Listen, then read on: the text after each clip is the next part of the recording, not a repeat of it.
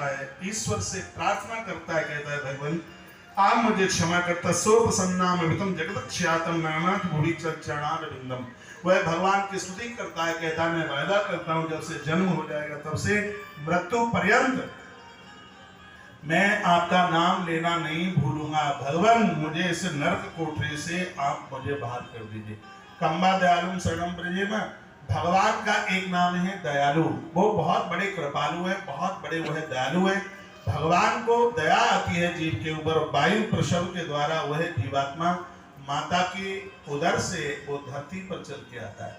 जिस समय वह जन्म लेता है उसको अपने कई जन्मों का होश रहता है, कई जन्मों का। लेकिन जैसे ही धरती का संबंध होता है माया उसको जकड़ लेती है और पिछला सब कुछ भूल जाता है। हमारे उपनिषद में लिखा है कि भगवान की सबसे बड़ी कृपा यह है कि जन्म लेते ही हम पिछला भूल गए हैं।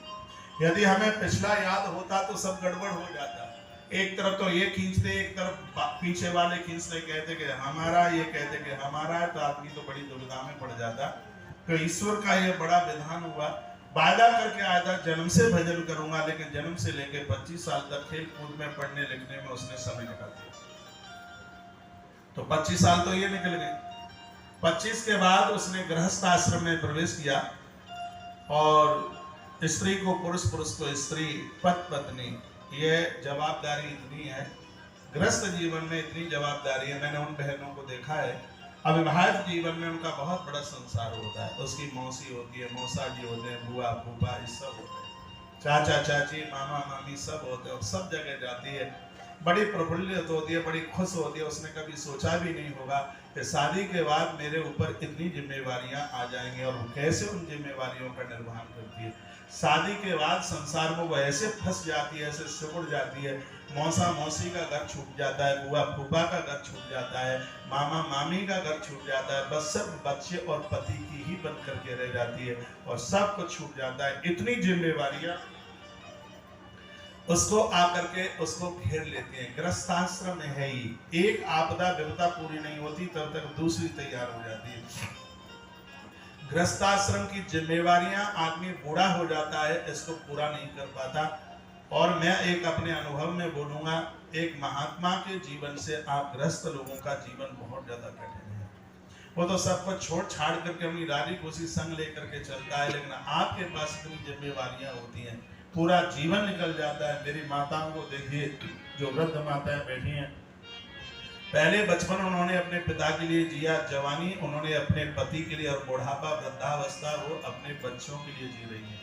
इतने से भी अभी फुर्सत नहीं मिली है। पहले अपने बच्चों के लिए, अब बच्चों के लिए जीवन जिया जा रहा है। फुर्सत नहीं है बिल्कुल भी, एक क्षण एक पल भी वो स्वतंत्र नहीं है। जीव गृहस्थ में ऐसा जाकर के भटक जाता है कि इसमें प्रवेश करने के लिए उसको रास्ता मिला, लेकिन बाहर निकलने के लिए उसे कहीं से किसी भी प्रकार से उसे रास्ता मिलता नहीं है। जीव भटकता है और उसका ग्रस्त जीवन, इतने में तो उसका बुढ़ापा, उसकी वृद्ध अवस्था चल के आ जाती है।